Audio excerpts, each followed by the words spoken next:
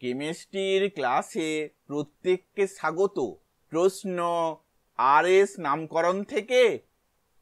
এই যৌগটির আরএস নামকরণ হলো, অপশানগুলি হলো A R propan two ol, B S propan two ol, C R butan two ol, D S butan two all.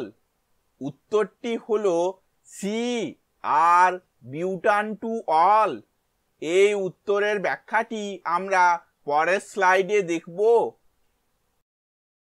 আমাদের যৌগটি হলো এই যৌগটি। এটি হলো একটি কার্বন পরমাণু।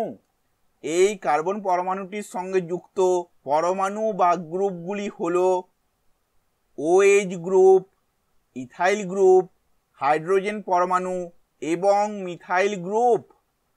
এই গ্রুপগুলির প্রাধান্যক্রম হলো OH group greater than ethyl group, greater than methyl group, greater than hydrogen atom. সুতরাং OH হলো A, ইথাইল হলো B, মিথাইল হলো C এবং হাইড্রোজেন হলো D।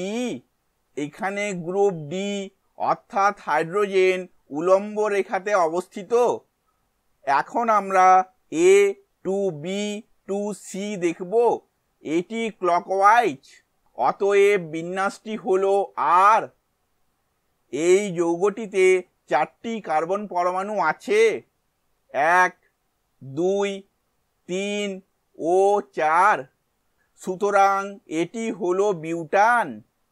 হাইড্রক্সিল গ্রুপটি 2 নম্বর স্থানে আছে, তাই টু অল।